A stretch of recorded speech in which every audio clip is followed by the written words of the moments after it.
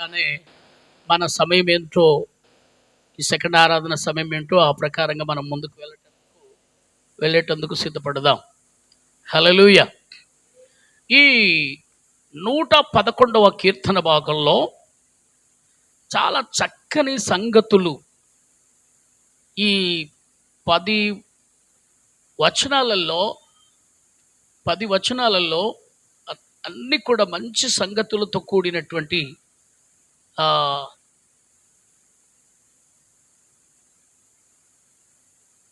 కనుక మొదటి వచనంలో మనం గమనిస్తూ ఉన్నాము, యెహోవాను స్తుతించుడి. Praise the lord. యెహోవా, ఎందుకు యెహోవాను స్తుతించాలి? ఇక్కడ రాయబడినటువంటి మాటలో మనము గమనిస్తే, ఆయన మహోన్నతుడు గనక ఆయనను స్తుతించాలి. యథార్థవంతుల సభలో, సమాజములోను పూర్ణ హృదయముతో నేను యెహోవాకు కృతజ్ఞతాస్తుతులు చెల్లించెదను అంటున్నాడు. ఇక్కడ ఎవరు రాశారు ఈ కీర్తన అంటే, ఈ 111వ కీర్తన భాగాన్ని దావీదే రాశాడు.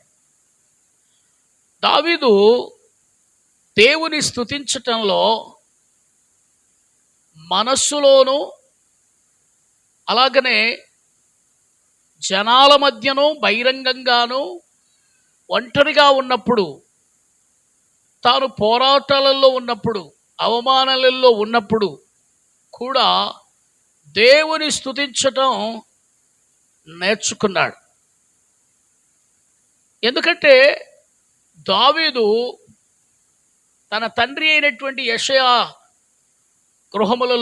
గృహములో చిన్నవాడైనప్పటికీ దేవుని యందు చాలా పౌరుషం గలవాడుగా ఉంటున్నాడు.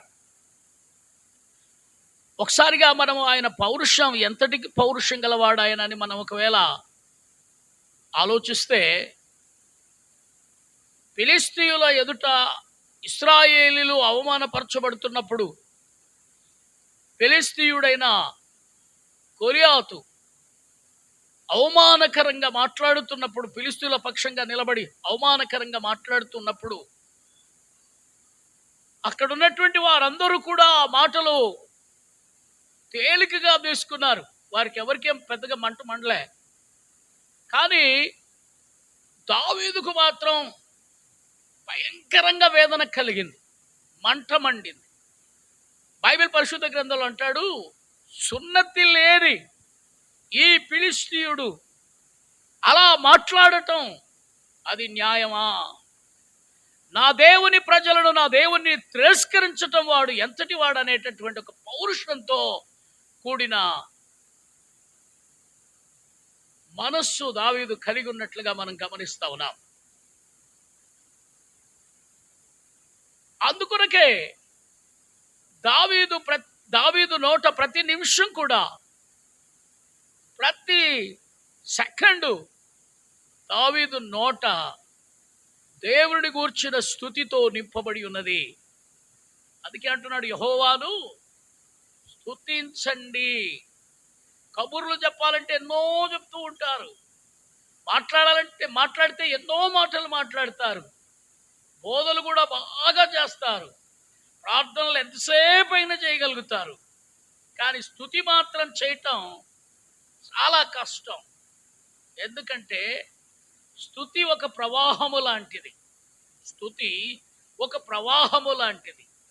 ఒక కాలువలో ప్రవాహము రాకమునుపు చెత్త చెదారం, మంచివి చెడ్డవి అన్ని కాలువలో ఉంటాయి. రాళ్ళు రప్పలు అన్నీ ఉంటాయి. చచ్చిన కుక్కలు లాంటివి కూడా దాంట్లో పడి, ఎముకలు అన్నీ ఉంటాయి. ఎప్పుడైతే ఒక వర్షం వస్తుందో, ఒక ప్రవాహం వస్తుందో, ఆ ప్రవాహం ప్రారంభించబడినప్పుడు అక్కడున్న చెత్త చెదారం అంతా ఆ ప్రవాహంలో కొట్టుకొని వెళ్ళిపోతుంది. అక్కడ ఉన్నటువంటి ఆ కాలువ ఏదైతే ఉందో, లేకపోతే ఆ గోయి ఏదైతే ఉందో, అది శుభ్రంగా మార్చబడుతుంది. ఎంతో చక్కగా శుభ్రంగా మార్చబడుతుంది. మన వెనకాల కూడా ఉంది కాలువ, పెద్ద కాలువ. అది ఎండాకాలంలో బాగా కుళ్ళిపోయి మురుగు వాసన వచ్చేస్తూ ఉంటుంది. వేసవిలో బాగా కుళ్ళిపోయి మురుగు వాసన వచ్చేస్తూ ఉంటుంది.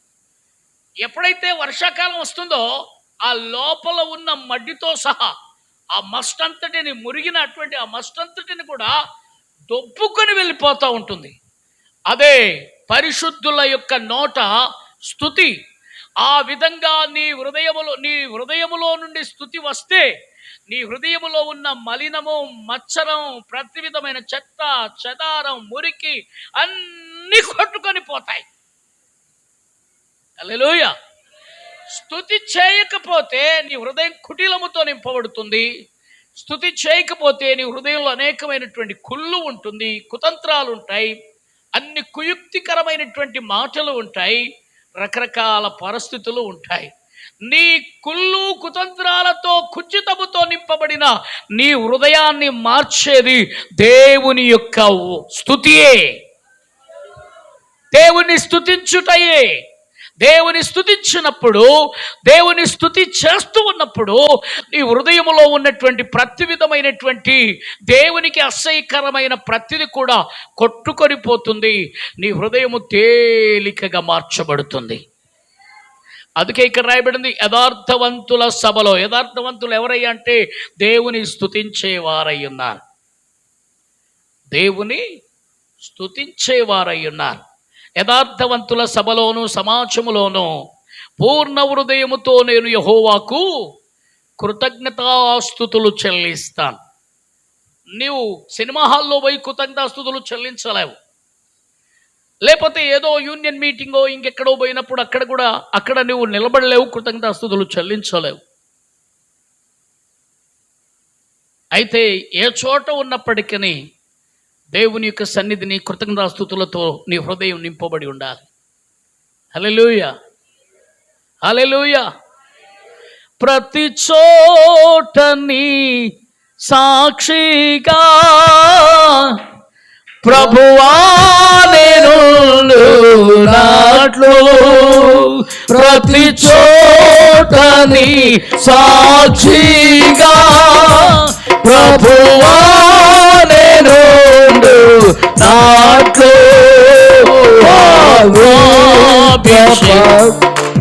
తండ్రి ప్రతి పాపమును కడిగి పవిత్ర పరచుము తండ్రి, ప్రతి పాపమును కడిగి నిర్మించితివి ప్రియమారనా హృదయం హృదమారవసే చూనా హృదయాంతరంగమునా. ఆమేన్.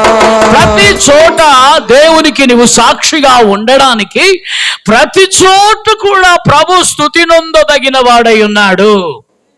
ఆయన స్తుతింపదగిన వాడు కనుక ఆయనను స్తుతించాలి. హల్లెలూయా, హల్లెలూయా. యథార్థవంతుల సభలో, సమాజములో యథార్థవంతుల సభ ఎక్కడ జరుగుతుంది? యథార్థవంతుల సభ ఇక్కడ ఉంటుంది. యథార్థవంతులు ఎక్కడుంటారు? యథార్థంగా మాట్లాడేవారు, యథార్థంగా ప్రార్థించేవారు, యథార్థంగా ప్రవర్తించేవారు, యథార్థంగా నిలబడేవారు ఎక్కడుంటారు? హల్లెలూయా. అట్టి సభ ఈరోజు ఇక్కడ ఉన్నటువంటి ఈ సభలో కుళ్ళు, కుతంత్రాలు, కుచితాలు, కక్షలు, భేదాలు, వాడి మీద వీడికి, వీడి మీద వాడికి, అత్త మీద తల్లికి, తల్లి మీద కోడలకు, ఇవన్నీ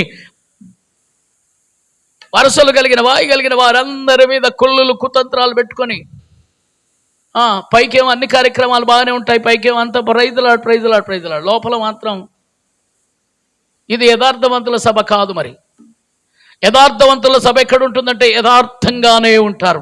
ప్రాణం పోయినా సరే యథార్థంగా ఉంటారు, ఆస్తులు కోల్పోయినా సరే యథార్థంగా ఉంటారు, ఉద్యోగం పోయినా సరే యథార్థంగా ఉంటారు. ప్రభు కొరకు యథార్థమైనటువంటి భక్తితో, విశ్వాసముతో నింపబడిన వారై ఉంటారు. హల్లెలూయా చెప్పాలి. హల్లెలూయానికి బిగ్గరగా. 4వ వచనం ఆయన తన ఆశ్చర్య కార్యములకు జ్ఞాపకార్థమైన సూచనను యెహోవా నియమించి ఉన్నాడు. ఆమేన్. 4వ వచనంలో మనం చూసాం, ఆయన తన ఆశ్చర్యకరమైన కార్యములకు జ్ఞాపకార్థ సూచనను నియమించి ఉన్నాడు. ఆయన జాగ్రత్తగా గమనించండి, ఆయన తన ఆశ్చర్యకరమైన కార్యములకు జ్ఞాపకార్థ సూచనను ఆశ్చర్య కార్యములకు. ఆమేన్, హల్లెలూయా. సహోదరి నందినికి జీవితంలో ఏం జరిగింది? ఇప్పుడు ఆశ్చర్య కార్యం జరిగింది. ఆమెకు పిల్లలు కావద్దు అని అనుకున్న వారి మధ్య ఇంకేమైతారు? ఆమె పిల్లలు అనుకున్న వారి మధ్య దేవుడు ఏం చేశాడు? నందిని సిస్టర్ ఏం చేశాడు? దేవుడు ఆశ్చర్యకరమైన కార్యములు చేశాడు. హల్లెలూయా. దేవుడు ఆశ్చర్యకరుడు. ఆమేన్. దేవుడు ఆశ్చర్యకరుడు. అందరి హృదయాలలో ఆయన ఆశ్చర్యకరమైన కార్యములను జరిగిస్తాడు. అందరి జీవితాలలో ఆయన ఆశ్చర్యకరమైన కార్యములు జరిగిస్తాడు. దేవుడు పక్షపాతి కాదు.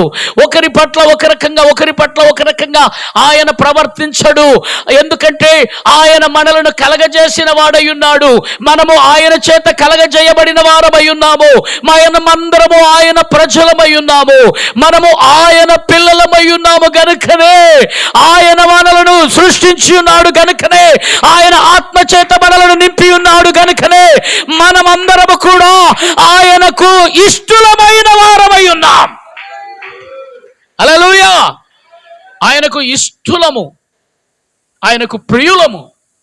అందుకొనకి రాయబడింది, తన ప్రియులు నిద్రించుచుండగా ఆయన వారికి ఇచ్చుచున్నాడు. ఏమి ఇచ్చుచున్నాడు? ఏదైనా ఇవ్వగలడు ఆయన. నువ్వు అడగక మునిపే ఆయనకన్నీ తెలుసు. ఆయన ఇస్తాడు. నీ జీవితంలో నువ్వేమి పొందవలసి ఉన్నదో దాని కొరకు నువ్వు పాకులాడనక్కర్లేదు. అది ఒక అది ఇస్తాడేమో, అది వస్తుందేమో, అది వస్తుందో లేదో, అది దాని కొరకు అవసరం లేదు. నీ ప్రయాసాలు పక్కన పెట్టు, నీ కష్టం అంతా పక్కన పెట్టు. నువ్వు దేవునికి ఇష్టమై ఉన్నావు, ఇష్టురాలవై ఉన్నావు, ఇష్టుడవై ఉన్నావు. ఆయన తన కాలమందు తన పిల్లలకు ఆయన ఇచ్చుచున్నాడు. తన కాలము, ఆయన సమయం రావాలి, ఆయన కాలం రావాలి. హల్లెలూయా. ఆయన ఇచ్చే సమయం రావాలి. నువ్వు ఓపిక పట్టు, నువ్వు కనిపెట్టు, ప్రార్థన చేయి, దేవునికి ఇష్టమైన ప్రవర్తన గల బిడ్డగా ఉండు. దేవుడు నీ జీవితంలో అద్భుతమైన ఆశ్చర్యకరమైన కార్యాలు చేస్తాడు. తన ఆశ్చర్య కార్యములకు జ్ఞాపకార్థ సూచనను నియమించి ఉన్నాడు. ఆశ్చర్య కార్యములు చేసే జ్ఞాపకార్థ సూచన అంటే ఆయన సూచనలు ఇస్తూ ఉన్నాడు. ఆయన చేయగలడు అనే నమ్మకం ఇస్తూ ఉన్నాడు. ఆయన నీ పట్ల చేయగలడని నమ్మకం ఇస్తున్నాడు. క్షీణించిపోయే ప్రతి వారిని, కృంగిపోయే ప్రతి వారిని, నేల కూలిన ప్రతి వారిని ఆయన లేపువాడై ఉంటున్నాడు. ఎన్ని సంవత్సరాల నుంచి నీవు ఒకవేళ స్వస్థత పొందలేకపోయి ఉన్నావేమో, ఎన్ని సంవత్సరాల నుంచి అయినా నువ్వు ఒకవేళ లేవలేకపోయి ఉన్నావేమో, ఆయనే తన ఆశ్చర్యకరమైన కార్యములు చేయు హస్తము ఒకవేళ నీ మీదికి వచ్చినట్లయితే ఈ క్షణమునందే నీ జీవితంలో గొప్ప కార్యాలు జరుగుతాయి. ఈ క్షణము నుంచి నువ్వు మార్పు చెందుతావు. ఇప్పటి వరకు ఉన్నట్లుగా నువ్వు ఉండవు, ఇంతకు మునుపున్నట్లుగా నువ్వు ఉండవు. భక్తి విషయములనైతేనేమి, దేవుని యందు భయభక్తులు గల విషయంలోనైతేనేమి ఒక 10 అడుగులు ముందుకు వేసి ఒక బలమైన కంకణముతో ప్రభువునందు ప్రియమైనటువంటి బిడ్డగా ఉండడానికి అద్భుతమైన రీతిలో నీ నడుము కట్టుకొనున్నట్లుగా ఆయన నీ జీవితంలో బలమైన కార్యములను జరిగించువాడై ఉన్నాడు. ఆశ్చర్యకరమైన కార్యములను చేయవాడై ఉన్నాడు. హల్లెలూయా. చెప్పండి ప్రభువును గట్టిగా. 5వ వచనం చాలా విలువైంది, చాలా మంచి మాట.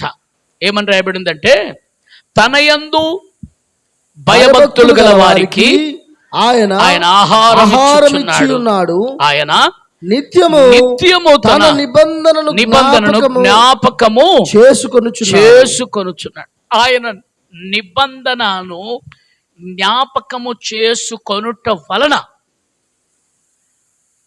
ఆయన యందు నువ్వు భయభక్తులు కలిగి ఉన్నావు. ఆయన యందు భయభక్తులు కలిగి ఉంటే ఏం జరుగుతుంది? ఆయన నిత్యము ఆయన ఆహారం ఇస్తూ ఉన్నాడు. తన యందు భయభక్తులు గల వారికి ఆయన ఆహారం ఇస్తూ ఉన్నాడు. ఆహారం అంటే ఏంటి? ఆహారం అంటే ఏంటి? నా మాట వినండి. ఉదయకాలం టిఫిన్ చేసి వచ్చారా? ఎంతమంది టిఫిన్లు చేసి వచ్చారని నేను అడగను. ఎంతమంది బాగా టిఫిన్ కంటే, కొంతమందికి టిఫిన్ కంటే ఎక్కువ తినడానికి అలవాటు ఉంటారు. టిఫిన్ అంటేనేమో 2 ఇడ్లీలు, ఓ ఇంత చట్నీ, 2 ఇడ్లీలే కదా. ఈ చిన్న చిన్న హోటళ్ళను 4 ఇడ్లీలు వస్తాయి. పెద్ద హోటల్కి వెళ్తే 2 ఇడ్లీలు వస్తాయి. అయితే పెద్ద హోటల్లో ఒకవేళ వెళ్తే 2 ఇడ్లీలు, లేకుంటే 2 వడలు, 4 పూరీలు, ఏవైతేనేవి శుభ్రంగా చక్కగా మీరందరూ కూడా తిని వచ్చారని నేను అనుకుంటున్నాను. నేను ప్రతి ఆదివారం తినకుండా వస్తానయ్యా అన్న వాళ్ళు ఎంతమంది ఉన్నారు? చేయి పైకెత్తని చూద్దాం. ఒక్క హస్తం. ప్రశాంత్ కూడానా? ప్రశాంత్, ఓకే బేటా, ప్రతి ఆదివారం తినకుండా వస్తావా? చప్పట్లు కొడదాం, గట్టిగా ప్రభుని స్తుతిద్దాం. ఆదివారం తినకుండా, అంటే టిఫిన్ అయినా అన్నమైనా ఇంకేదైనా కూడా తినకుండా వస్తున్నటువంటి ఆ వచ్చే అనుభవం కలిగినటువంటి వారు చాలా తక్కువ. వయసు మీద పడుతూ ఉండగా అపవాది అనేకమైనటువంటి ప్రకల్పాలు, లేకపోతే అనేక భయాలను పుట్టిస్తూ ఉంటుంది. వయసు మీద పడుతుంది కదా, ఇంకా ఇప్పటివరకు షుగర్ రాలేదేమో, ఇప్పుడు నీకు షుగర్ తీసుకొస్తాడు, బీపీ వస్తుందేమో, షుగర్ వస్తుందేమో, ఇంకా అది వస్తుందేమో, వయసు మీద పడింది కదా, కొంచెం అప్పుడు అంటే యవ్వన కాలం ఉండింది కదా. ఏ కాలం ఉన్నప్పటికీ, ఏ కాలమందునైనా దేవుని పిల్లలు మార్పు చెందరు. ఏ కాలములోనైనా దేవుని స్తుతించగలుగుతారు. ఏ కాలములోనైనా ఆయన తన పిల్లలకు ఆశ్చర్యకార్యాలను జరిగిస్తాడు. ఆయన యందు భయమును భక్తిని కలిగిన వారికి ఆయన ఏం చేస్తున్నాడట? చూడండి, ఆయన యందు భయభక్తులు గల వారికి ఆయన తన యందు భయభక్తులు గల వారికి ఆయన ఆహారం ఇచ్చుచున్నాడు. ఆహారం అంటే ఏంటి? ఆహారం అంటే ఏంటి? ఆహారమే కదా. ఆహారం అంటే ఏంటి? ఆహారమే. ఆహారం ఏంటి? ఆహారం అంటే ఆదాముతో దేవుడు అన్నాడు, సృష్టించబడిన వాటిలో నీకు ఆకుకూరలు, కూర మొక్కలు, అవి నీకు శ్రేష్టమైన ఆహారంగా ఉండదు. చదవండి, మాట చదవండి. ఆదికాండం త్వరగా 1వ అధ్యాయమా 2వ అధ్యాయం పండు త్వరగది. యవన పిల్లలు టక్కున అందుకోవాలి, నాకు అవి నీకు ఆహారమునకు ఇచ్చుచున్నాను అన్నాడు. ఏమిటి? త్వరగా. దేవుడు ఇదిగో ప్రతి చెట్లు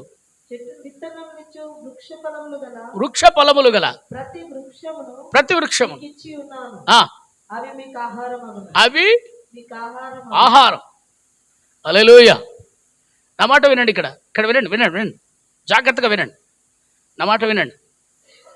దేవుని బిడ్డలు, శక్తి కలిగిన దేవుని బిడ్డలు నిండు వృద్ధాప్యం వరకైనా ఈ ఆకుకూర తింటే నాకు పడదు, ఆకుకూర తింటే నాకు మంచిగుంటుంది, ఈ ఆహారం మంచిగుంటుంది, ఈ ఆహారం మంచిగుంటుంది. దేవుడు ఇచ్చు ప్రతిదీ కూడా నీ శరీరానికి, నీ ఆత్మకు, నీ ప్రాణానికి బలమునివ్వగలిగేదిగా ఉంటుంది ఆహారం. హల్లెలూయా, హల్లెలూయా. అయితే శారీరక ఆహారాలు 2 రకాలుగా ఉన్నాయి.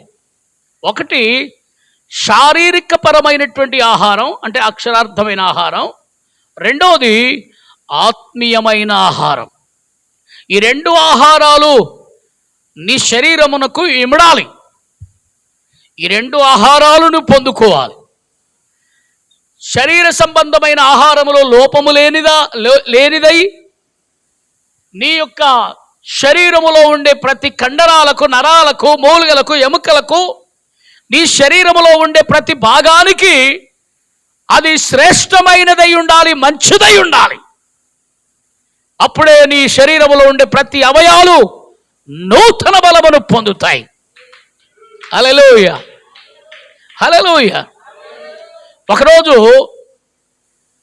మా నడిపి నాన్నగారు ఎప్పుడో వయసులో చాలా కారం తింటూ ఉండేవాడు. ఆ రోజు మా చిన్నమ్మతో ఇన్ని పచ్చిమిర్చి మిరపకాయలు వేసి అలాగనే ఇన్ని టమాటాలు వేసి పచ్చడి చేయమ్మా అని చెప్పాడు. ఆమె పచ్చడి నూరింది, రోటి పచ్చడి. ఆ టేస్ట్ మస్తుగా అనిపించింది ఆయనకు. చాలా బాగా గట్టిగా తిన్నాడు. అప్పటికే ఆయన 70 సంవత్సరాల పైనే ఉండింటాడు. మంచిగా తిన్నాడు. ఆ సాయంకాలం లోపు ఆ కారం వలన బీపీ ఎక్కువైపోయి కాళ్ళు చేతులు రెండు పడిపోయినాయి. మా చిన్నమ్మ, బిడ్డ కారం వద్దంటే కూడా తిన్నాడు, వద్దంటే తిన్నాడు అని చెప్తా ఉంది. ఊరికే చెప్తా ఉంది. బీపీ ఎక్కువైపోయింది. ఎందుకు బీపీ అనేది, షుగర్ అనేది, ఈ షుగరు బీపీ అనేది ఇది పరిశుద్ధుల యొక్క వస్తువా, అపరిశుద్ధుల యొక్క వస్తువా? మీరంటారు అయ్యగారు పిచ్చి ప్రసంగం ఇది కాదు, కానీ బీపీ షుగర్ గురించి మీరు మాట్లాడకండి, భూలోకంలో అందరికీ ఉంది అంటారు. భూలోకంలో అందరికీ ఉంది అంటారు.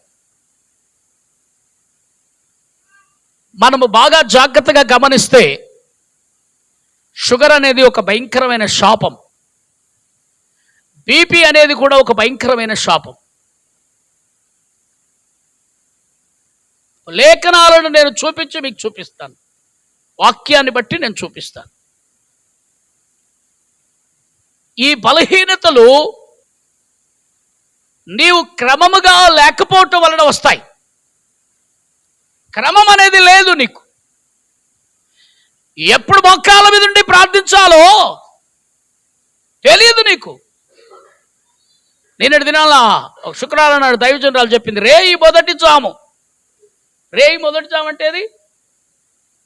రేయి మొదటి జామే నువ్వు ప్రార్థనలో కూర్చుంటే రెండవ జాము, మూడవ జాము, నాలుగవ జాము, ఐదవ జాము, ఆరవ జాము. హల్లెలూయా, హల్లెలూయా. మొదటి జామాయేను మీరింకా రారాయే, రెండవ జామున, మూడవ జామున నడిచి వస్తున్నావా? జీవిత ఇదా లేకున్నాను, నా చేయి పట్టుకో నా యేసునాదా. ఈ జీవిత ఇదా లేకున్నా, నా చేయి పట్టుకో నా యేసునాదా. హల్లెలూయా, ఆమేన్. మొదటి జాము ముగింపు, ప్రారంభం. ఆ ప్రారంభము కాస్త మనము టైమును చూస్తూ బట్టి పడితే మొదటి జాము 6 గంటల నుంచి 12 గంటల వరకు ఏమో అలా వస్తూ ఉంటుంది మొదటి జాము. అక్కడి నుంచి రెండవ జాము, అక్కడి నుంచి మూడవ జాము, అక్కడి నుంచి 4వ జాము. అంటే దాని అర్థం ఏంటిదంటే నిరంతరము దేవుని స్తుతించటానికి, నిత్యము స్తుతి చేయటానికి ఆయన మనలను ఏర్పరచుకున్నాడు. హల్లెలూయా. ఏదో ఆదివారమే అలా కనబడడానికి కాదు, ఏదో ఒక రోజు మాత్రమే పరిశుద్ధంగా ఉండడానికి కాదు.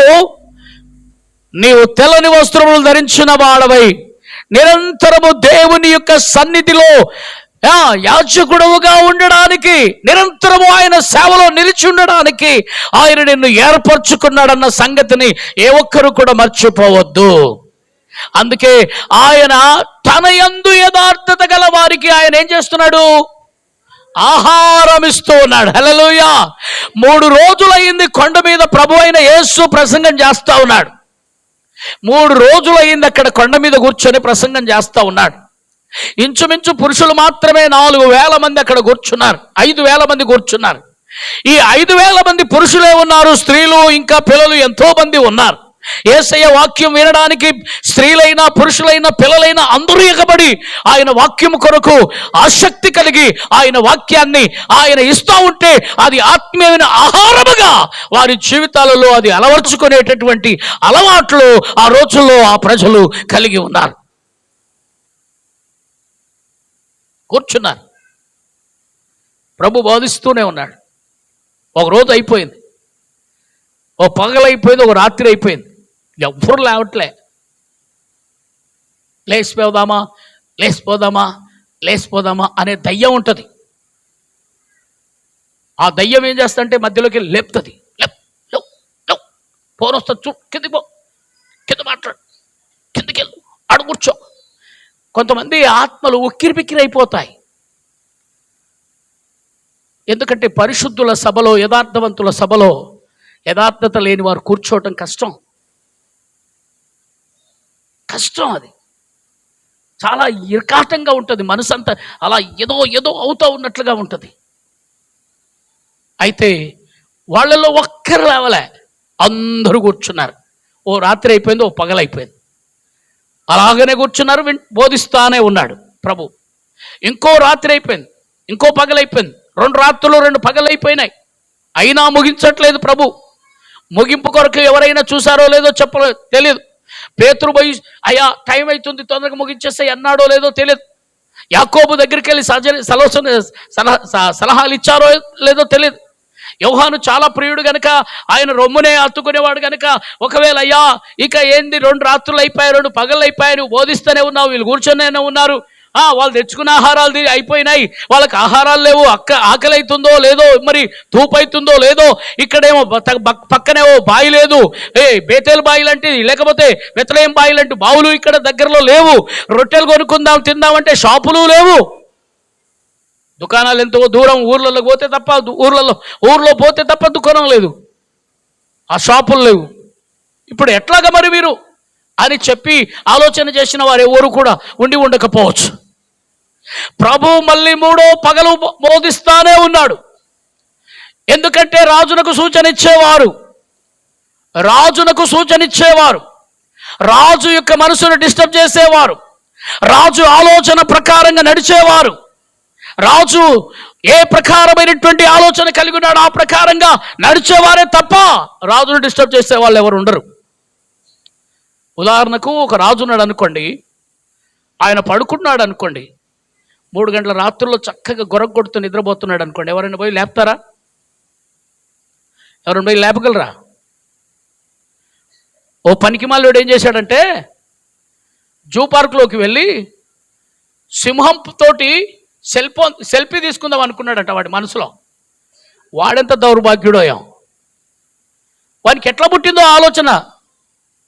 పోయి సింహం పక్కకు వెళ్ళి సెల్ఫీ తీసుకుందాం అనుకొని వాడు జూ పార్క్లో ఆ పార్కు కాంపౌండ్ దాటి లోపలికి వెళ్ళేసరికి అంత దూరాన సింహం ఉందంట.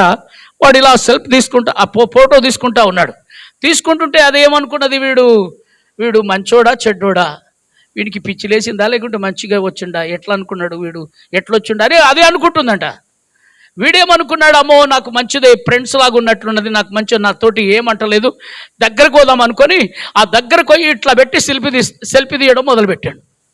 ఏం జరిగిందో తెలుసా?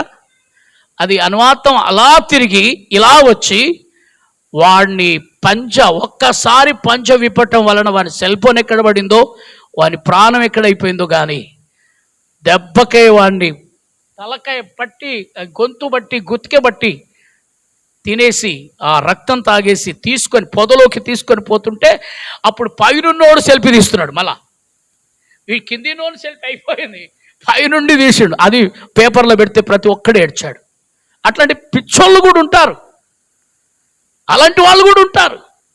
కానీ ఇలాంటి వాళ్ళు ఎవరూ లేరు. కానీ యేసయ్య బోధిస్తూనే ఉన్నాడు, ఆ వాక్యం వింటూనే ఉన్నారు. అలా 3వ రాత్రి కూడా అయిపోయింది, 3 రోజులు అయిపోయింది. ప్రభు అన్నాడు, ఆత్మ సంబంధమైన ఆహారము ఈ 3 రోజుల మీటింగ్లో వీరు తిన్నారు. ఇప్పుడు వీరికి శరీర సంబంధమైన ఆహారం కూడా కావాలి. హల్లెలూయా. నేనేమంటున్నానంటే యెహోవా యందు తన యందు భయభక్తులు గల వారికి ఆయన ఆహారము ఇచ్చుచున్నాడు. దేవునికి మహిమ కలుగును గాక.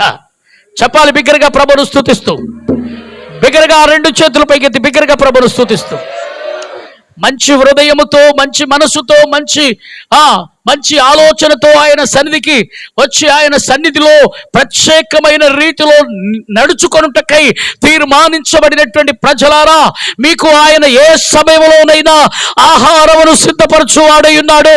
మీ కడుపులను ఆయన ఆహారముతో నింపుతాడు. హల్లెలూయా. చెప్పాలి బిగ్గరగా. కొంతమంది తల్లులు ఉంటారు, కొంచెం కొంచెమే పిల్లలకు తినబెడుతుంటారు. కొంచెం తినబెట్టేసి వాళ్ళు ఆకలి గురి అని ఏడ్చే వరకు మళ్ళీ అట్లాంటి తల్లులు ఎవరైనా ఉంటారా? కానీ తాను తినకపోయినా పర్వాలేదు. మన సంఘంలో ఉండే తల్లులు చాలామంది చూస్తాను నేను. మనం తినకపోయినా పర్లేదు కానీ, వాళ్ళు తినకపోయినా పర్లేదు కానీ పిల్లలకు మాత్రం ముందు, తల్లి తినక మునిపే పిల్లకు ముందు పెట్టేస్తారు. మన ప్రభు అయిన దేవుడు శ్రేష్టమైన ఆహారమును నీకు వడ్డించువాడై ఉన్నాడు. ఆయన యందు నువ్వు భయభక్తి కలిగి ఉన్నావు గనుక శారీరకమైన ఆహారమైన, నీ శరీరానికి సరిపోయిన ఆహారమైన, నీ యొక్క ఆత్మకు సరిపోయిన ఆహారమైన ఆయన నీకు అనుగ్రహించువాడై ఉంటున్నాడు. హల్లెలూయా. చెప్పాలి బిగ్గరగా ప్రభువును స్తుతిస్తూ. దేవుడే నీకు ఆహారాన్ని పెడితే, దేవుడిచ్చిన ఆహారమే నీవు తింటే, నీ జీవితంలో ఉన్న ప్రతిదీ కూడా అది ప్రభువునందు కంట్రోల్ అవుతుంది. నీవు కంట్రోల్లో ఉంటావు. వృద్ధాప్యం మీద పడుతూ ఉంటే, వయసు మీద పడుతూ ఉంటే, బీపీ రావటం, షుగర్ రావటం, అది వస్తుంది, అందరికీ వస్తుంది. దేవుని బిడ్డలకు వస్తుంది, పరిశుద్ధులకు వస్తుంది, సేవకులకు కూడా వస్తుంది, సేవకురాండ్లకు అమ్మగారులకు కూడా వస్తుంది షుగర్. కొంతమందికి వంశపరంగా వస్తుంది, తల్లిదండ్రులకు ఉన్నట్లయితే తొందరలో వస్తుంది, కొంతమందికి లేట్గానైనా వస్తుంది.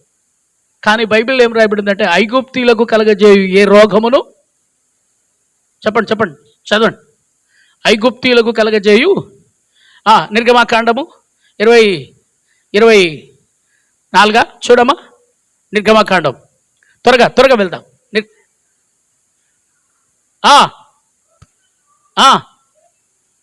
ఆమేన్. చప్పలు కొడుతూ గట్టిగా చప్పలు కొడుతూ ప్రభువును స్తుతిద్దామా. హల్లెలూయా. నేనేమన్నాను ఇంతకు మునుపు అంటే, క్రమశిక్షణ లేకపోవటం వలన మన మీదికి అనేక రకములైనటువంటి రోగాలు ఎఫెక్ట్ ఇస్తాయి. అవి మన మీద స్వతంత్రం చేస్తాయి, అవి మనలను ఏలుతాయి. మనలను ఏలేది ఒకటే, అది పరిశుద్ధాత్మ దేవుని యొక్క అభిషేకము తప్ప మరి ఏది మనలను ఏలకూడదు. హల్లెలూయా. అహరోను గడ్డముల మీద నుండి అంచుల వరకు దిగజారు పరిమళ తైలం నీ మీదికి ఎప్పుడైతే కారుతుందో, హెర్మోను మంచు వలె నీ మీద దేవుని కృప ఎప్పుడైతే నీ తల మీద దిగుతుందో, నీ శరీరంలో ఉన్న ప్రతి విధమైన వ్యాధులు, ప్రతి రోగాలు, అవన్నీ కూడా నిన్ను విడిచిపెట్టి వెళ్ళిపోతాయి.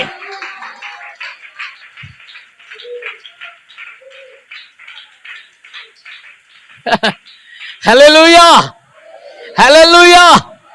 మనలను దేవుడు దరిద్రులుగా చేయలేదు. ఆయన రక్తము ద్వారా దరిద్రులమైన మనలను ఆయన తన పవిత్రతతో మనలను నింపాడు. ఆయన తన పరిశుద్ధమైన ప్రజగా ఉండడానికి ఆయన శ్రేష్టమైన రక్తముతో మనలను కడుగుతూ ఉన్నాడు. హల్లెలూయా. నీ హృదయం ఉందే, నీ హృదయం ఓ తెల్లని బట్టలా ఉంది అనుకుందాం. దాని మీద కొంచెం అక్కడక్కడ చిన్న మరకలు పడ్డాయి. నాకు వైట్ డ్రెస్సులు చాలా ఇష్టం, వైట్ బట్టలు చాలా ఇష్టం. మీరు అనొచ్చు, ఇష్టంతో వేసుకుంటుండే అయ్యగారంటే ఇష్టము, దాంతోపాటు ప్రతిష్ఠించబడిన వ్యక్తిని. ఎందుకంటే ప్రతిష్ఠ చేయబడ్డావు. దేవుని కొరకు మనం ఏం చేయబడ్డావు? చెప్పండి. దేవుని కొరకు నువ్వేం చేయబడాలి? చెప్పండి. దేవుని కొరకు నువ్వేం చేయబడాలి? ఈ రంగుల లోకములో రంగురంగుల వస్త్రాలు ధరించి చక్కగా ఎంత అద్భుతంగా కనబడటానికి ప్రయత్నం చేస్తారు. వారి కొంచెం అందాన్ని ఎక్కువ చేసుకోవటానికి ప్రయత్నం చేస్తారు.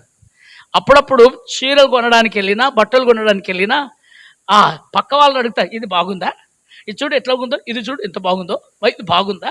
నీకు నచ్చినా కూడా మళ్ళీ 10 మందిని అడగాలని నీకు ఆశ, మళ్ళీ 10 మంది కూడా చెప్పాలి మంచిగుందా మంచిగుందా మంచి. అబ్బో, ఎందుకంటే అందరికంటే కూడా నీ బట్టలు చాలా చక్కగా ఉండాలి. కానీ పరిశుద్ధుల వస్త్రాలు అవి దేవుడు పరిశుద్ధులకు ఇచ్చినటువంటి క్రియలై ఉన్నాయి, సత్కార్యములై ఉన్నాయి. పరిశుద్ధుల వస్త్రాలు కావాలి. పరిశుద్ధమైన వస్త్రాలతో దేవుడు మిమ్మల్ని నింపాలి. మీ వస్త్రములెల్లా కూడా లవంగి పట్ట గోపరస వాసన గలవై ఉండాలి మీ వస్త్రములెల్లా. హల్లెలూయా, చెప్పాలి. Praise the lord. Hallelujah, hallelujah. నువ్వు సెంటు పూసుకొని వచ్చావు అనుకోని పక్కన కూర్చున్నోనికే వాసన వస్తుంది. నువ్వు సెంటుకు పూసుకొని వస్తే పక్కన కూర్చున్నోనికి వాసన వస్తుంది. అదే దూరములో ఉన్న వానికి వాసన రావాలంటే నీ వస్త్రములు పరిశుద్ధమైనవై తెల్లనివైనవై నీవున్నప్పుడే దూరములో ఉన్న వానికి కూడా కనబడతాయి. హల్లెలూయా. ఎందుకంటే యథార్థవంతులు సభ చేయుచున్నప్పుడు వారి సభలోనికి దేవుడు ఆసీనుడైన వాడై ఉంటాడు. ఆయన తన మందిరములోనికి వస్తాడు, ఆయన తన ప్రజలలోనికి వస్తాడు, ఆయన తన ఏదేనులోనికి వచ్చినట్లుగా ఆయన తన మారణాతలోనికి వస్తాడు, ఆయన నీ కుటుంబంలోనికి వస్తాడు, ఆయన నీ యొక్క జీవితంలోనికి వస్తాడు, ఆయన నీవు ఆరాధిస్తున్న ఈ సంఘములోనికి వస్తాడు. ఆయన నీతో కూడా ఉండి మాట్లాడువాడై ఉంటున్నాడు. హల్లెలూయా. చెప్పాలి బిగ్గరగా, చేతులు పైకెత్తి. ఆమేన్. వస్తాడు. దేవుని స్తుతించే వారలారా నిద్రపోరు లేరు.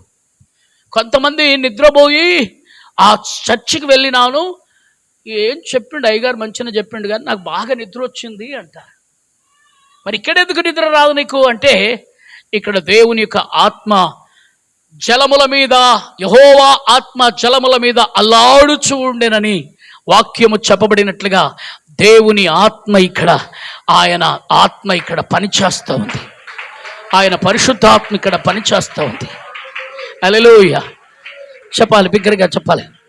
ఆయన నీకు శ్రేష్టమైన ఆహారాన్ని ఇస్తాడు. నా మాట వినండి.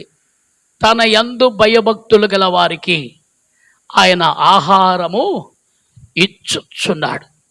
నా మాట వినండి. అదే కీర్తనలో 34వ అధ్యాయం 1వ వచనం చదువుబెట. 34 9వ వచనం. కీర్తనలు. యెహోవా భక్తులారా ఆయన యందు భయభక్తులుంచుడి.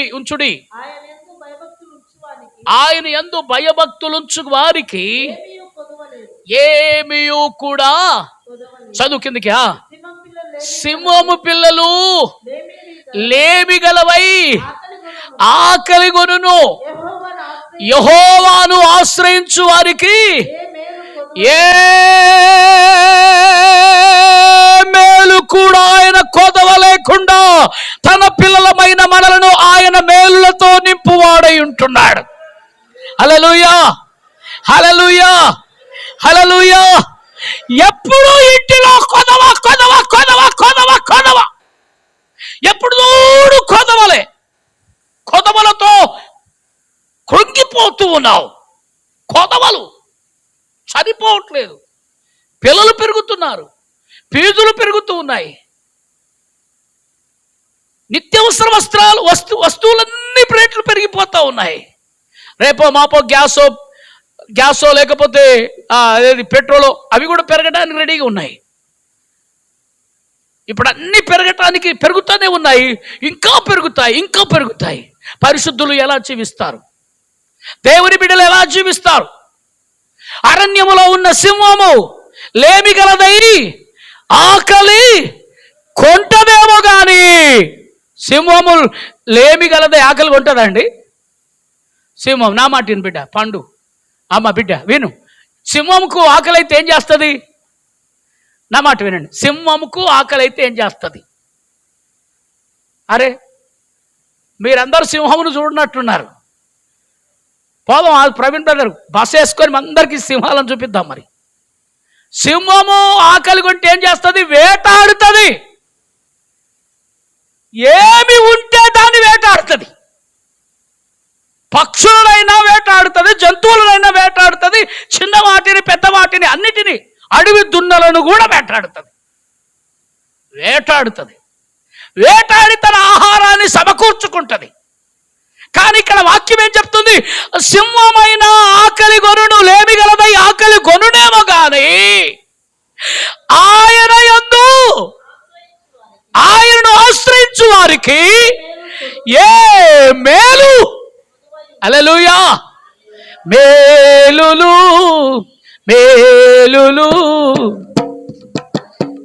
ఓలేనయ్యా,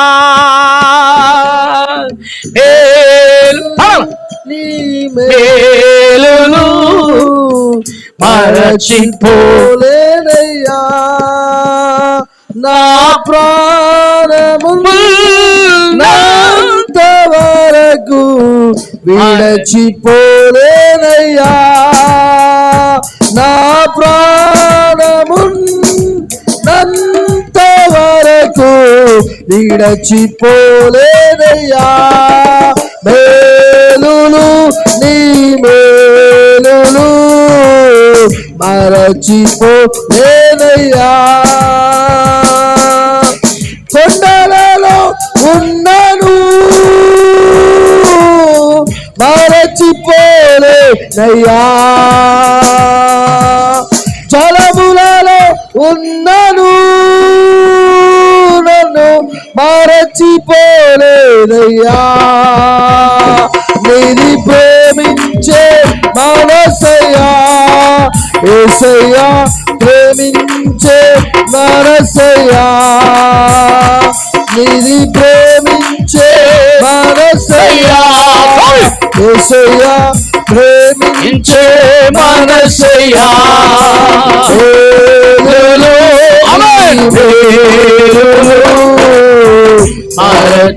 మరచిపోలేనయ్యా,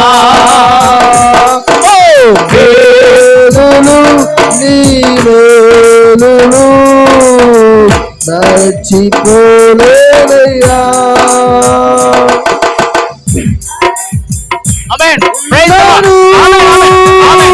నేను కాలిపోలేనయ్యా,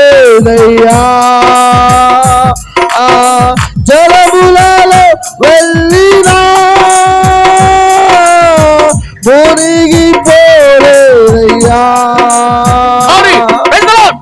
అగ్నిలో ఉన్నను నేను కాలిపోలేనయ్యా, జలములలో వెళ్ళినా పోలేనయ్యా, నీది పౌరము మనసయ్యా, యేసయ్యా పౌరము మనసయ్యా, ఇది పౌరము మనసయ్యా, పౌరము మనసయ్యా,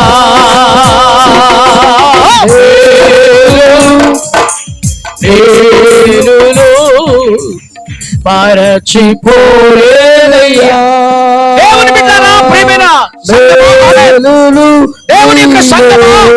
దేవుని యొక్క రాజ్యం కొరకు సిద్ధపడుతూ ఉన్నటువంటి పరిశుద్ధులమైనటువంటి దేవుని బిడ్డలారా, ఆయన మనకు మేలు చేయువాడై ఉన్నాడు. హల్లెలూయా. కీడు చేయుట మాని మేలు చేయు ప్రతి వారికి ఆయన మేలు చేయువాడై ఉన్నాడు. నీ జీవితంలో సింహాలు కూడా ఒక సమయంలో ఆకలి కొంటాయేమో కానీ ఆయన నిన్ను తన పరిశుద్ధమైన నీ శరీరము నివసించయోగ్యమైన నీ శరీరానికి నీ ఆత్మకు జీవం పోయగలిగిన పరిశుద్ధమైన ఆహారముతో ప్రభు నిన్ను నిత్యము సమృద్ధిగా నింపువాడై ఉంటున్నాడు.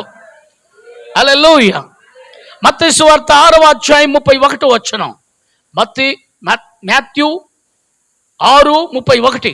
త్వరగా వెళ్దాం. మత్తయి సువార్త 6వ అధ్యాయం 31వ వచనం. ఏమి తిందుమో, ఏమి తాగుదుమో, ఏమి ధరించుకుందుమో అని మీరు మీకుగా చింతించకండి. అన్యజనులు వీటన్నిటి విషయమై విచారణ చేస్తారు. ఇవన్నీ మీకు కావాలనని. హల్లెలూయా. ఎవరికి తెలుసు నీకేం కావాలని, నీకేం కావాలనో అని ఎవరికి తెలుసు? చెప్పండి చెప్పండి, ఎవరికి తెలుసు? హల్లెలూయా. చెప్పండి చెప్పండి. నా మనవడు ఉన్నాడు, చాలాసేపు నాతోనే వాడుకుంటాడు, నాతోనే ఉంటాడు. వాడికి మాటలు రావు. ఇంకా 4 నెలలే, 5 నెలలు కూడా పడలే. అయితే నాతోటి ఆడుకుంటూ ఉంటున్న సమయంలో వాడికి ఏ సమయంలో ఏది అవసరమో వాడి తల్లికి తెలుసు. వాడి తల్లికి తెలుసు. ఆడుకుంటుంటే, ఇంకా నాతో నవ్వుతూ ఆడుకుంటుంటే, డాడీ డైపర్ మారుస్తానుండు, మార్చిస్తానుండు అంటుంది. డాడీ సెట్ వేస్తానుండు, డాడీ ఇప్పుడు పాలు ఇస్తాను, ఇప్పుడు పాలు తాగాలి. తల్లికి తెలుసు ఏది అవసరమో.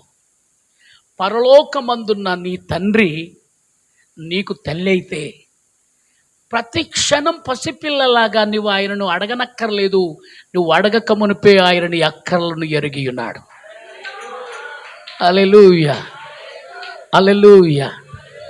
అదే ఒకవేళ అన్యులైతే 101 టెంకాయ కానీ, లేకపోతే టెంకాయ కానీ, లేకపోతే అరటిపండు కానీ, లేకపోతే ఇంకేమైనా తీసుకుని వెళ్ళి అర్పణ చేసి అక్కడ మొక్కుకుంటారు. అమ్మా, నేను మళ్ళీ వచ్చేటప్పటికి నా బిడ్డ గర్భవతి కావాలమ్మా, మళ్ళీ వచ్చేసరికి నా కొడుకు పెళ్లి కావాలమ్మా, నేను ఇల్లు కట్టుకోవాలమ్మా అమ్మా అని మొక్కుకుంటారు. మనం ప్రధానమంత్రులు, ముఖ్యమంత్రులు కూడా మొక్కుకుంటారు. ప్రధానమంత్రులు, ముఖ్యమంత్రులు కూడా మనుషులను దేవుళ్ళుగా చేసి వారి పాదాల మీద పడి వారిని మొక్కుకుంటున్నారు. జ్ఞానము లేదు, కానీ దేవుడు మనకు ఇచ్చాడు జ్ఞానం. దేవుడు మనకు అనుగ్రహించిన శ్రేష్టమైన జ్ఞానం ఏమిటంటే ఆయనను మనం ఆశ్రయించటం, మన ప్రతి అవసరం ఆయన తీర్చటమే. హల్లెలూయా. ఏమి తినాలా, ఏమి ధరించాలా, ఏమి సంపాదించుకోవాలి, ఏం చెయ్యాలి, ఏం తినాలి, ఏం ధరించుకోవాలని ఆలోచన ఆలోచన ఆలోచన ఇది అన్యజనులది. రేపటిని గురించిన ఆలోచన నీకు ఉండవద్దు. ఈరోజు ప్రభువు నీకు ఇచ్చాడు, దేవునికి కృతజ్ఞతాస్తుతులు చెల్లించు. కొంతమంది తింటేటప్పుడు కృతజ్ఞతాస్తుతులు కూడా చేయకుండా మింగుతారు. అమ్మగారు మెతుకులు వెనకాల పెట్టి ఉడతలకు చెప్తుంది, ఏయ్ ఉడతలారా ముందు ప్రార్థన చేసుకోండి, ప్రార్థన చేసుకొని తినండి అంటది. ఉడతలు అవి ప్రార్థన చేసుకొని తింటాయా అంటది. స్తుతించండి, మీకు ఇప్పుడు ఆహారం దొరికింది కదా, స్తుతించండి అంటే అవి 2 కాళ్ళు ఇలాగ లేపి అమ్మగారిని చూస్తుంటే అమ్మగారు అంటే చూద్దురా అవి ఆ ఉడతలు కూడా చూడు కృతజ్ఞతాస్తుతులు చెల్లిస్తున్నాయి, అవి కూడా స్తుతిస్తున్నాయి. అవును, అద్భుతమే. ప్రతివి కూడా ప్రభువును స్తుతిస్తూ ఉంటాయి. కానీ మానవులమైన మనమే మరిచిపోతాం. మరిచిపోవద్దు మిత్రమా, మరిచిపోవద్దు స్నేహితుడా. కృతజ్ఞత ఎల్ల వేళలో నీ ప్రభువునకు కృతజ్ఞతాస్తుతులు చెల్లించాలా. నీ ఆహారమును దేవుడు ఆశీర్వదించబోతున్నాడు, నీ ఆహారమును దేవుడు దీవించబోతున్నాడు, నీకు సమృద్ధికరమైన ఆహారాన్ని దేవుడు ఇవ్వబోతున్నాడు. ఆమేన్, హల్లెలూయా. నువ్వెందుకు కష్టపడుతున్నావు? 24 గంటలు ఎందుకు కష్టపడుతున్నావు? నువ్వు పనుల్లో ఎందుకు కష్టపడుతున్నావు అంటే నీ పిల్లలకు అది ఆహారంగా మార్చబడాలని. అయితే నీ కష్టం నీవే నమ్ముకోవద్దు. నీవు దేవుని మీద ఆ నమ్మకం కలిగి ఉన్నట్లయితే ఆయన నీ కష్టమంతటిని ఆశీర్వదిస్తాడు, నీ కష్టమంతటిని దీవిస్తాడు. అందుకే దేవుని వాక్యం చెప్తుంది, నిశ్చయముగా నీ చేతుల కష్టార్జితమును నీ చేతుల కష్టార్జితం అనుభవించాలి. అంటే నువ్వు కష్టపడినది కష్టం అది ముద్దల ఆహారంలా మారి నీకు ఇక్కడ రావాలి. కొంతమందికి ఎంత కష్టపడ్డా ఈ కష్టం అట్టే వెళ్ళిపోద్ది. ఎందుకు వెళ్ళిపోద్ది?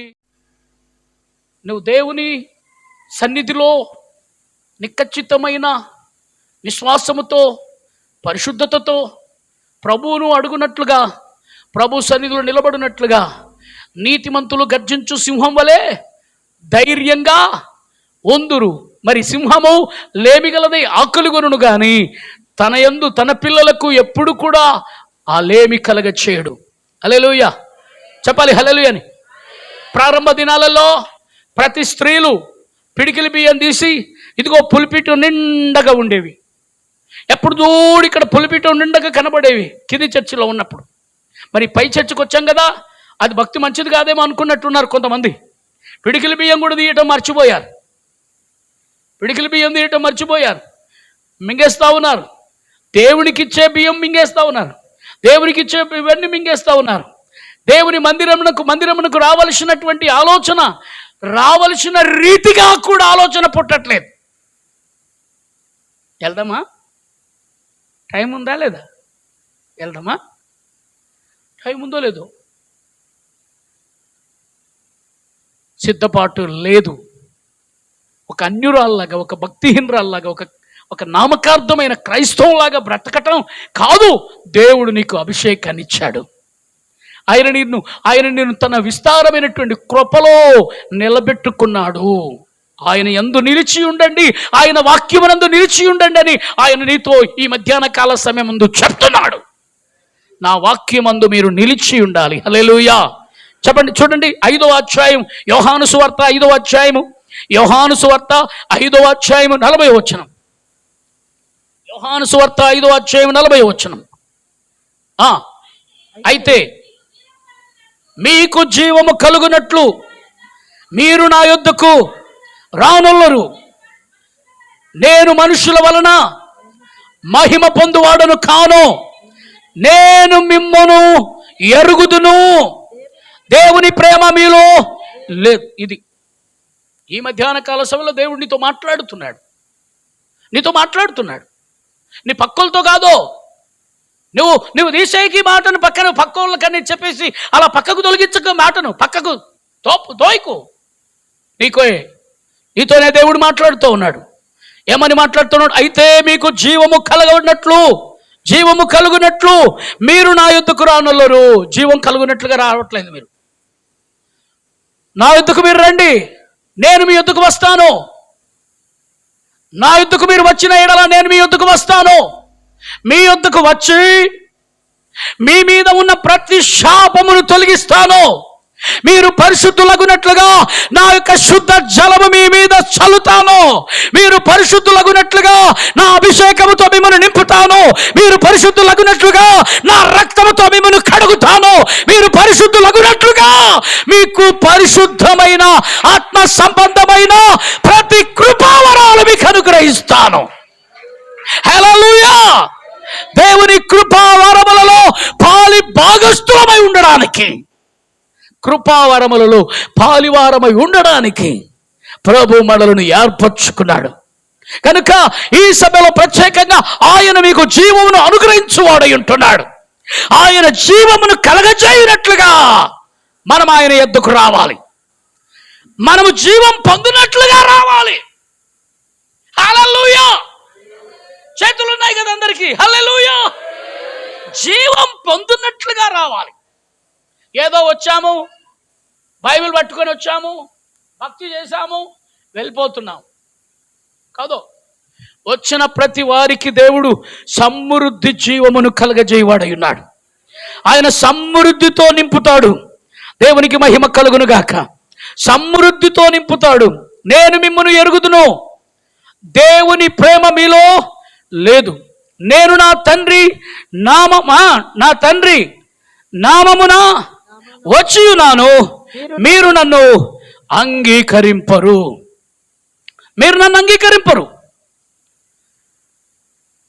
మీరు పైకి మాత్రమే భక్తి గలవారుగా కనబడుతున్నారు, లోపల దాని యొక్క శక్తి ఏమైనదో అది మీరు ఎరగరు. ఒకవేళ మీరు అది ఎరిగినట్లయితే ఖచ్చితంగా అది మీకు జీవమునకు మూలమవుతుంది, జీవ ప్రాప్తి అవుతుంది. మీరు జీవం పొందుకోగలుగుతారు. హల్లెలూయా. మీరు జీవములో నింపబడగలుగుతారు. జీవాధిపతి అయిన దేవుని యొక్క నోటి నుండి వచ్చే ప్రతి మాట అది మీకు ఆహారంగా మార్చబడుతుంది. హల్లెలూయా. ఆ మాటే ఆహారం. దేవుని మాటే ఆహారం.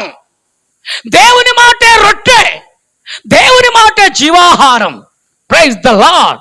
చెప్పాలి బిగ్గరగా ప్రభువును స్తుతిస్తూ. హల్లెలూయా. చూడండి 10వ వచనం, 6వ అధ్యాయం 10వ వచనం చదవాలి. 6వ అధ్యాయం 10వ వచనం. యేసు జనులను కూర్చుండబెట్టుడని చెప్పాను. వారు ఆ చోట చాలా పచ్చిగా ఉండెను గనుక ఇంచుమించు యేసు ఆ రొట్టె పట్టుకొని చెల్లించి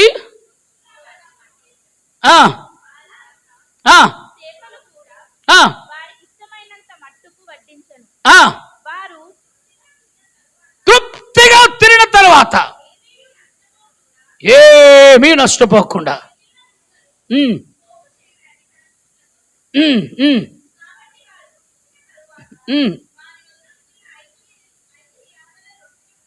ఐదు యవల రొట్టెల ముక్కలు 12 గంపలు నింపిరి.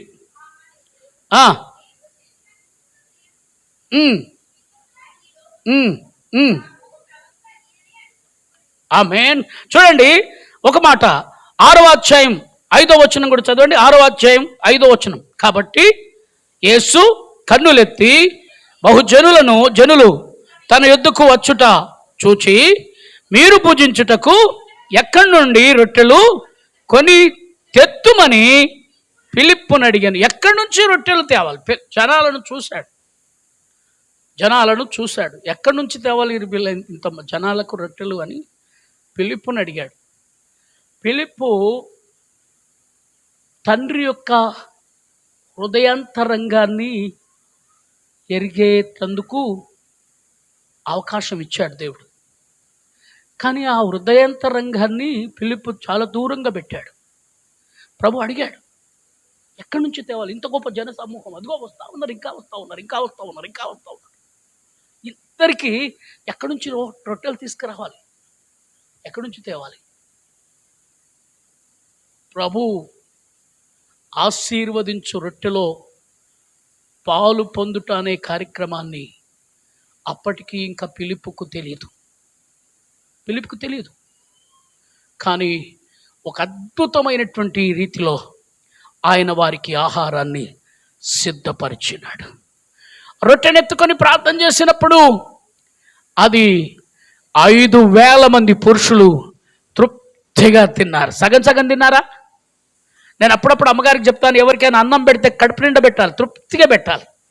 దైవజనులకు కానీ ఎవరు వచ్చినా కూడా ఏదైనా ఇచ్చినా, ఏదైనా వడ్డించేటప్పుడు ఏదైనా వడ్డించినా తృప్తిగా, నా ప్రభు అయిన యేసయ్య గుణం అది, లక్షణం అది. హల్లెలూయా. సాలిసాలన్నట్లుగా కాదు. పెద్ద కుటుంబం కదా, సరిపోవట్లేదని చెప్పకూడదు. పెద్ద కుటుంబమైన చిన్న కుటుంబమైన అది చింతలేని కుటుంబముగానే మన ప్రభు అయిన యేసు అట్టి కుటుంబాలను ఆయన ఆశీర్వదించువాడై ఉంటున్నాడు. లోకంలో సామెత, చిన్న కుటుంబము చింతలేని కుటుంబం. మరి పెద్ద కుటుంబం అయితే కూడా ప్రభు ఉంటే అది చింతలేని కుటుంబంగానే మార్చబడుతుంది. హల్లెలూయా. అందుకే ఆయన శరీరమును తినడానికి, ఆయన రక్తమును తాగడానికి, ఆయనలో పాలు పంపులు పొందడానికి, ఆయన తన పిల్లలకు శ్రేష్టమైన ఆహారం, ఈ భూమి మీద జీవించినంత కాలము వారి కొరకు దేవుడు సిద్ధపరిచిన ఆహారం ఉంటది.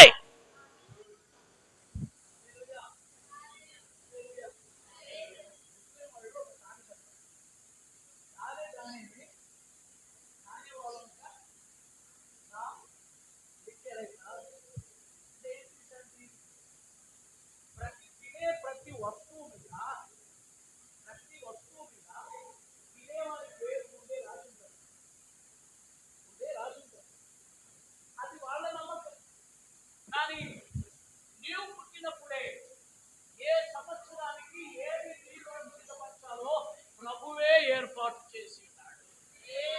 చెప్పాలి అందరికీ. హల్లెలూయా. చెప్పాలి బిడ్డలుగా అందరూ.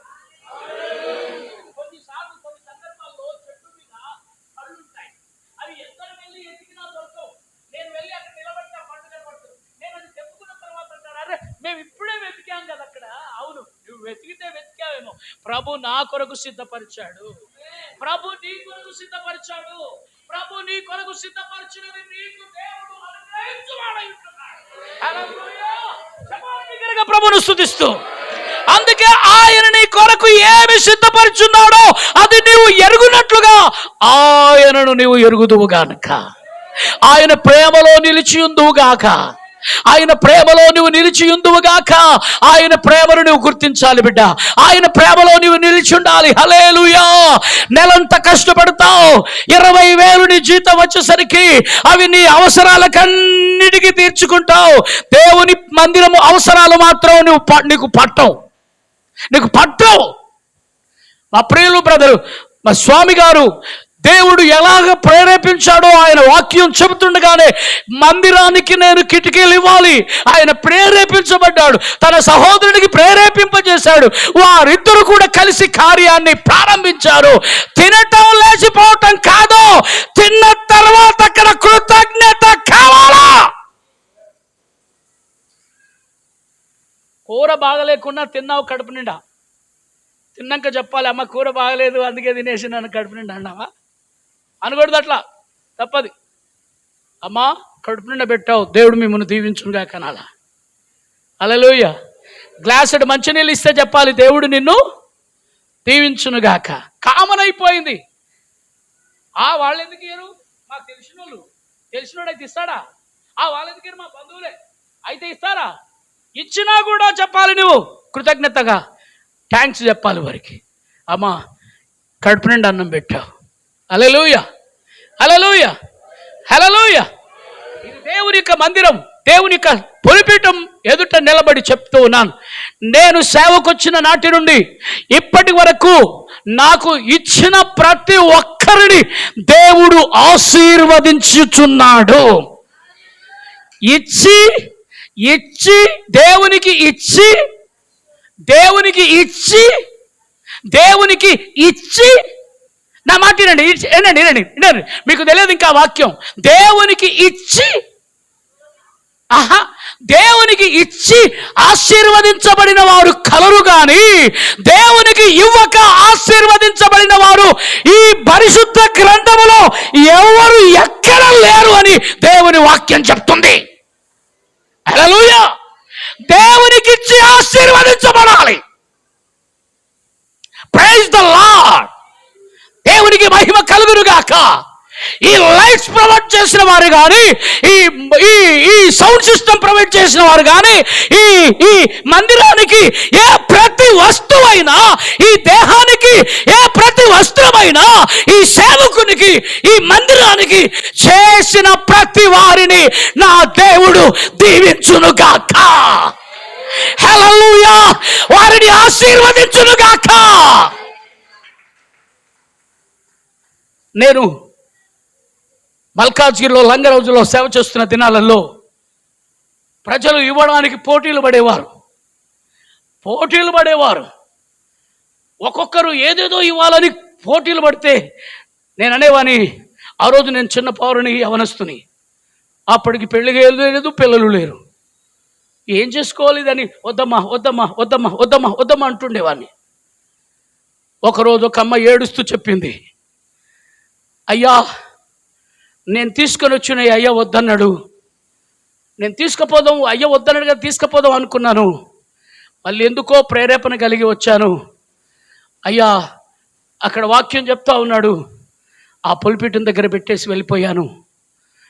నేను ఇంటికి పోగానే నేను గొప్ప ఆశీర్వాదాలు చూశాను, నేను గొప్పగా ఆశీర్వదించబడ్డాను అని ఆమె చెప్పటం నేను విన్న తర్వాత అప్పటి నుంచి ప్రజలకు ఎప్పుడు నేను వద్దని చెప్పట్లేదు. ఏది ప్రేరేపించబడినా అది దేవునికి అవసరమవుతూనే ఉన్నది. ఎంత ప్రేరేపించబడినా అది దేవునికి అవసరమవుతూనే ఉన్నది. హల్లెలూయా. నేను కృతజ్ఞుడనే ఇంకో మాట చెప్తాను. సిస్టర్ జయ గారి యొక్క స్నేహితురాలు మన ఏం పేరు ఝాన్సీ, ఆమెను నేను ఎప్పుడు కలవట్లేదు, ఆమెకు ఫోన్ చేయట్లేదు, కానీ పెద్ద పెద్ద అమౌంట్ అప్పుడప్పుడు పరిచర్య కొరకు సేవకుని కొరకు పంపిస్తూ ఉన్నప్పుడు నా హృదయంలో వా కుటుంబాన్ని దేవా నువ్వు ఉన్నతమైన స్థితిలో నిలబెట్టు, వారిని దేవా నువ్వు ఆశీర్వదించు. హల్లెలూయా. గవర్నమెంట్ ఎంప్లాయీస్ అయినా ప్రైవేట్ ఎంప్లాయీస్ అయినా లేదా సంపాదన తక్కువ ఉన్నప్పటికీ కూడా సంపాదన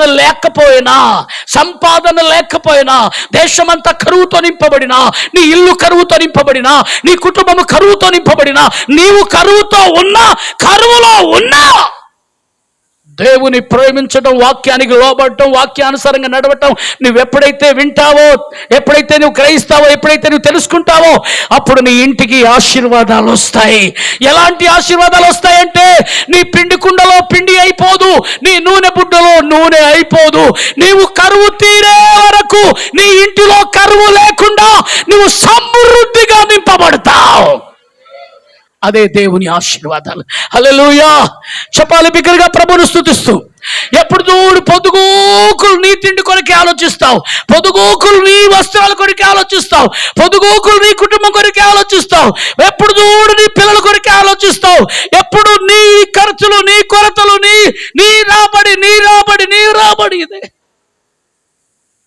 సంగమా, మోషే దినములలో, దావీదు దినములలో ప్రజలు ఏమి చేశారు, నేటి దినములలో అది మీరు చేతురు కాక. అపోస్తుల దినములలో ప్రజలు ఏది చేశారో విశ్వాసముతో నేటి దినములలో కూడా మీరు అది చేతురు కాక. హల్లెలూయా. చెప్పాలి బిగ్గరగా ప్రభువును స్తుతిస్తూ. దైవజనుడు ఉన్నాడు, మా ఆత్మలను కాయిచున్నాడు, మమ్ము కొరకు ఆయన ప్రార్థిస్తున్నాడు. ఆయన కుటుంబం ఉన్నది, ఆయన కుటుంబంలో ఆయన సత్యమని ఆయన కుటుంబం మా కొరకు ప్రార్థించేవారు ఉన్నారని నమ్మకం పెట్టుకోవాలి. హల్లెలూయా. ఈ ఉదయకాలం బిడ్డ నిర్మలమ్మ గారు ఫోన్ చేసి అయ్యా మీరు ప్రార్థన చేస్తున్నారు, అందుకొరకే మా ఆయనకు ఆపరేషన్ అవ్వట్లేదు అన్నది. మీరు ప్రార్థన చేస్తున్నారు అందుకే ఆపరేషన్ అవ్వట్లేదు, ఆపరేషన్ కావాలి. మనం ఏం చేస్తున్నాం, ప్రార్థన చేస్తా ఉన్నాం, దేవా కార్యం చేయి. ఇప్పుడు కూడా మనందరం కూడా ప్రార్థన చేద్దాం. అయితే రేపు డాక్టర్లు సోమవారం ఆపరేషన్ చేస్తామని టైం ఇవ్వడం జరిగింది.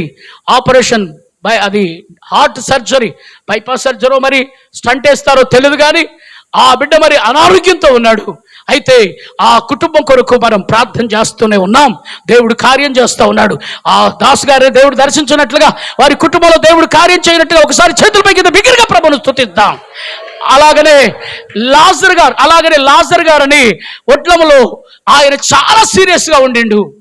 వాళ్ళ భార్యకు చెప్పాను, బుధవారం రోజున ఒక గ్లాస్ నీళ్ళు తీసుకో, దాంట్లో కొంచెం కొబ్బరి నూనె ప్రార్థన చేస్తా నువ్వు పట్టుకో అన్నాను. పట్టుకుని ఆయన ప్రార్థన చేసింది. ఆయనకు డెంగీ జ్వరం వచ్చింది, ప్లేట్స్ పడిపోయాయి, డాక్టర్లు పంపించారు. 68-70 సంవత్సరాల వరకు ఉంటాడు. అయితే ఆశ లేదమ్మా అని చెప్పారు. ఆయన ఏడుస్తూ ఫోన్ చేసింది. నేను ప్రార్థన చేశాను, దేవుడు అద్భుతంగా స్వస్థపరిచాడు.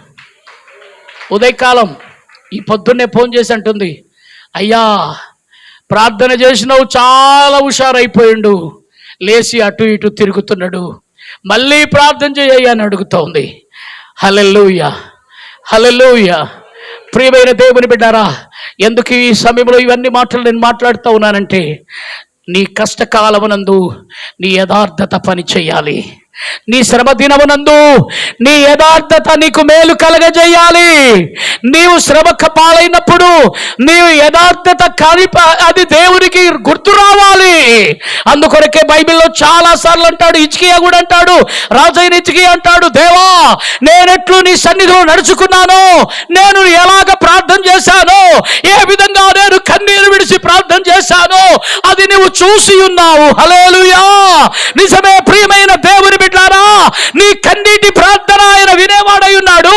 నీ యథార్థమైన ప్రార్థన ఆయన వినేవాడై ఉన్నాడు. నీ వేదన ఆయన వినేవాడు, చూసేవాడై ఉన్నాడు. ఆయన నీకు మేలు చేయుటకై ఆయన సమర్థుడై ఉన్నాడు. Jesus, thank you lord. మన ఎదుట బల్ల ఉంది, పరిశుద్ధ బల్ల సిద్ధంగా ఉంది. ఆయన శరీరమును తినుటకు, ఆయన రక్తమును త్రాగుటకు మనం సిద్ధపడదాం. ఎలా సిద్ధపడదాం? కొరింథీయులకు రాసిన పత్రిక చూడండి, మొదటి సహోదరులారా ఆ అధ్యాయం వారికి చెప్పండి. మొదటి కొరింథీ 10వ అధ్యాయం, మొదటి కొరింథీ 10వ అధ్యాయము చదవండి. సహోదరులారా, ఈ సంగతి మీకు తెలియకుండా నాకు ఇష్టం లేదు. అదేదనగా మన పితరులందరూ మేఘం క్రింద నుండి. ఆమేన్, ఆమేన్, ఆమేన్, ఆమేన్. 11వ, ఇప్పుడు అదంతా బోధించడానికి మళ్ళీ అది పెద్ద ప్రసంగం, అది బోధించడానికి టైం లేదు కనుక 11వ అధ్యాయము ప్రియమైన దేవుని బిడ్డలారా 22వ వచనం చదవండి. 22వ వచనం 11వ అధ్యాయం. అన్నపానములు పుచ్చుకొనుటకు మీకు ఇళ్ళు లేవా? దేవుని సంఘమును తిరస్కరించి పేదలను సిగ్గుపరచుదురా? మీతో ఏం చెప్తా? మెచ్చుదునా? మెచ్చను. నేను మీకు అప్పగించిన దానిని ఈ సంఘాలలో, క్రైస్తవ సంఘాలలో ప్రతి నెలకోసారి లేకుంటే ప్రతి వారంకోసారి బల కార్యక్రమాలు ఇస్తూ ఉంటారు. అవి ప్రభు వలన పొందినారా లేకపోతే అది ఆచారంగా ఇస్తున్నారా మనకు తెలియదు. కానీ అపోస్తుడైన పౌలు అంటున్నాడు, ఇది నేను ప్రభు వలన పొంది తిని. చదువు. ప్రభు అయిన యేసు తాను అప్పగించబడిన రాత్రి ఒక రొట్టెను ఎత్తుకొని కృతజ్ఞతాస్తుతులు చెల్లించి దానిని విరిచి, ఇది మీ కొరకైన నా శరీరం, నన్ను జ్ఞాపకము చేసుకున్నట్టు అని చెప్పాను. ఆ ప్రకారం భోజనమైన పిమ్మట పాత్రను ఎత్తుకొని, ఈ పాత్ర నా రక్తం వలన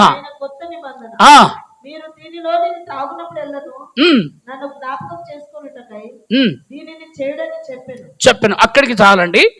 ఇప్పుడు అతి ప్రాముఖ్యమైన విషయం ఏంటంటే 26వ వచనం, మీరు ఈ రొట్టెను తిని ఈ పాత్రలోనిది త్రాగునప్పుడెల్లా ప్రభు వచ్చువారు మరణమును ప్రచురించురి. కాబట్టి ఎవడు అయోగ్యముగా ప్రభు యొక్క రొట్టెను తినునో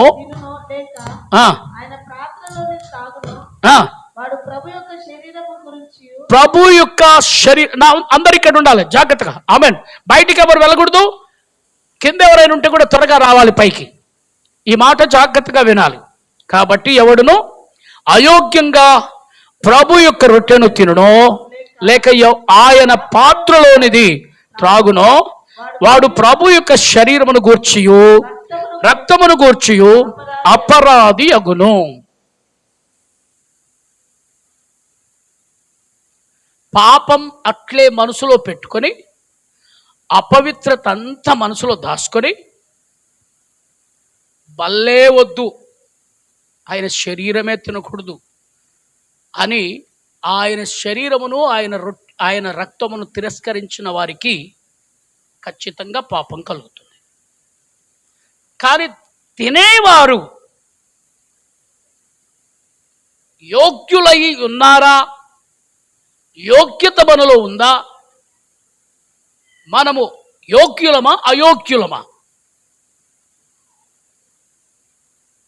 నేను నా యొక్క జీవితంలో జీవిస్తున్న విధానంలో నా ప్రవర్తన,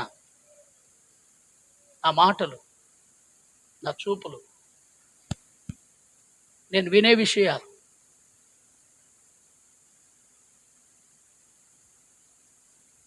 ఆ సలోమమ్మ మొన్న సాక్ష్యం చెప్పింది. ఓ రోజు మోకాళ్ళ మీద ఉండి ప్రార్థన చేసిందట. ఏమని విను విను విను విను కూర్చో, నేను చెప్తున్నా నేను చెప్తున్నా ఆమె మైక్లో చెప్పు. ఏమని ప్రార్థన చేసిందంటే, ప్రభువా ఈ చెడు మాటలు వినకుండా నా చెవులు మూసేయి అన్నదట. చెడు మాటలు వినకుండా నా చెవులు మూసేయి అంటే దేవుడు ఆయన ప్రార్థన విని మొత్తం చెవులు వినకుండానే చేసేసిండు. లోకానుసారమైన వినకుండా ఉంటే మంచిదే, కానీ ఇప్పుడు నేను బోధించిన ఈ మాటలు కూడా వినకుండా నీ చెవులు మూయబడి ఉండునట్లుగా దేవుడు చెయ్యలేడు. హల్లెలూయా. కనుక అయోగ్యమైన ప్రవర్తన గలవారంగా ఉండకుండానట్లుగా దేవుడు మనలను యోగ్యులుగా మార్చుటకై ఇప్పుడు మనము ఆయన సన్నిధిలో మోకరించి పరీక్షించుకుందాం. ఎవరి మీదనైనా ఏదైనా అలిగేషను, లేకపోతే సమస్య, గొలగడము, తిట్టడము, లేకపోతే సంఘములో కూడా సమాధానంగా ఉండలేరు. పోటీతత్వం, ఎవరెవరు ఏ విధమైనటువంటి పోటీల్లో ఉన్నారో నేను గమనిస్తూనే ఉంటా. వారిని ఎట్లా చక్క చేయాలో మీరెవరు బాధపడకండి. మా చెల్లెలు మాట్లాడతలేదు, మా అక్క మాట్లాడతలేదు, మా అన్న మాట్లాడతలేడు, మా బావ మాట్లాడతలేడు, మా బావ ఇట్లున్నాడు, మా అక్క ఇట్లున్నాడు. కొంతమంది సహవాసానికి దూరం అవుతున్నారు. వారి ముఖం నేను ఎట్లా చూడాలి? ఎవరి ముఖం చూడడానికి వస్తున్నావు సన్యాసి కొడక?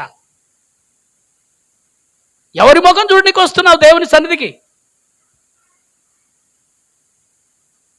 ఉంటేనేమో వికటంగా ఉంటారు, వస్తేనేమో పేదగా వాళ్ళ ముఖమే చూడ. నేను ఎవరి ముఖం చూడడానికి వస్తున్నావు ఇక్కడ? నా యేసయ్య సన్నిధికి వస్తున్నావన్న సంగతి గుర్తుపెట్టుకో. యేసయ్యను చూడనికిరా, ఆయన రక్తం తాగనికిరా, ఆయన శరీరం తిననికిరా, ఆయన శరీరమును తిని ఆయన రక్తమును తాగి ఆయన రాకడ వరకు ఆయనకు సాక్షులై ఉండటానికేరా. హల్లెలూయా.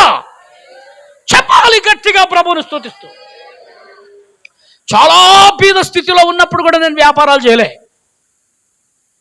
బట్టలు అమ్మటము, ఏవో కొనుకొచ్చి అమ్మటము, ఏదో బిజినెస్ చేయటము, ఇక నాకు అట్లాంటివి ఎప్పుడూ లేవు. ఓ రోజు వృతం వచ్చి అన్నది, అయ్యగారు ఆ చర్చిలో ప్రతివారం డబ్బులు ఇస్తున్నారు, ఆ చర్చిలో ప్రతివారం డబ్బులు ఇస్తున్నారు, మరి మీరు ఇస్తలేరు ఎందుకు? ఇక్కడ మీరెందుకు ఇస్తలేరు అన్నది. నేను అన్నాను, ప్రతివారము ఆత్మ సంబంధమైన వాక్యం ఇస్తా, డబ్బులు మాత్రం ఇయ్య.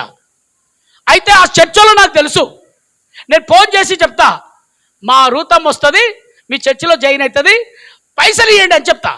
నువ్వు అన్నాను. అడిగేమో ఆ చర్చికి పో, డబ్బులు ఇస్తారు వాళ్ళు, కానీ ఇక్కడ మాత్రం డబ్బులు ఇవ్వడం. మేము వ్యాపారాలు చేయము ఇక్కడ దేవుని మందిరంలో.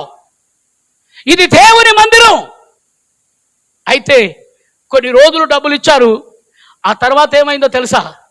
పోలీసులు వచ్చి వాళ్ళని అరెస్ట్ చేశారు. ఆ కట్టినోళ్ళు డబ్బులు ఎవరెవరు కట్టినరో వాళ్ళందరూ నష్టమైపోయారు. నష్టమైపోయి ఆ చర్చి మీదకి పోయి రాళ్ళు తీసుకొని కొట్టడం మొదలుపెట్టారు. రాళ్ళు తీసుకొని ఆ చర్చి మీద ఆ తలుపులు కొట్టేశారు. ఇప్పటికీ వాళ్ళు మైకులు పెట్టి గట్టిగా ఆరాధిస్తే ఆ పక్కలు ఈ పక్కలు పోయి అంటారు. మనం అట్లా చేయలే. సింహం పిల్లలు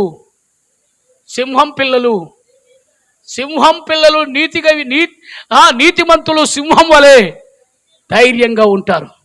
ఎక్కడ ఏ విధమైనటువంటి పొరపాటు రాకుండా దేవుడి కృపలో నిలబడ్డాము. ఈ రాత్రి బూర మోగితే క్షణపాటున కన్ను రెప్పపాటున మార్పు చెంది ఆయన సన్నిధికి వెళ్తాం.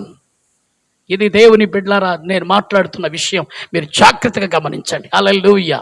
కనుక రండి, మనందరం కూడా మోకాళ్ళ మీద ఉందాం, మనం పరిశుద్ధపరచబడదాం.